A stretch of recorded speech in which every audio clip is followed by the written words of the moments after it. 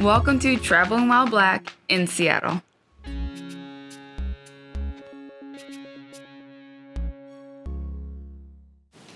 Hey, what's up? I'm Anthony, this is my wife Marley, and welcome to another episode of Traveling While Black in Seattle. Yes, welcome back everyone, and as a brief reminder, our show is usually based on our experiences in and around Seattle, and we base those experiences off of how good of a drive it was, how much fun we had, and most importantly, how comfortable we feel as Black people visiting for the first time.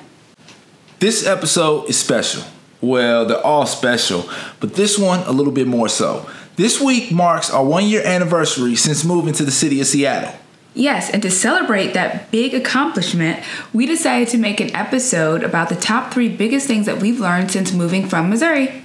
So, check out this episode, and as always, reach out to us and let us know what you think. On April 30th, 2019, Marley and I boarded a plane in St. Louis, Missouri. We got off in Seattle, Washington, a city in which we would call our home from that moment on. It's officially been a year, and during that year, we've learned a whole lot. And even though I researched, Marley be stalking. I was surprised at how much more there was to learn. Not only about the city, but also about ourselves. So, here are the top 3 things we've learned 1 year since moving to Seattle. Number 3, it's a walking city. There are a large amount of pedestrians, and they walk bold. And God forbid if your car accidentally ends up impeding the crosswalk while stopping at a stoplight, they'll give you the business. We were not used to that being the case coming from Missouri, but we had to adjust quickly because all the bold crossing pedestrians makes driving a little more dangerous. As the big glasses suggest, your girl can't see well. Only Boston, Washington, D.C., and San Francisco have a higher percentage of people who walk to work.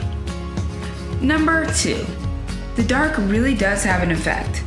The locals warned us to enjoy every minute of the long sunny days and late night sunsets because winter was coming for real. Seattle skies are clear just 28% of the time from November to February, making it the lowest rate of any city in the U.S. Even though people strongly recommended that we use methods like UV lights or take vitamin D tablets, we didn't think it would be effective enough to have to resort to those measures.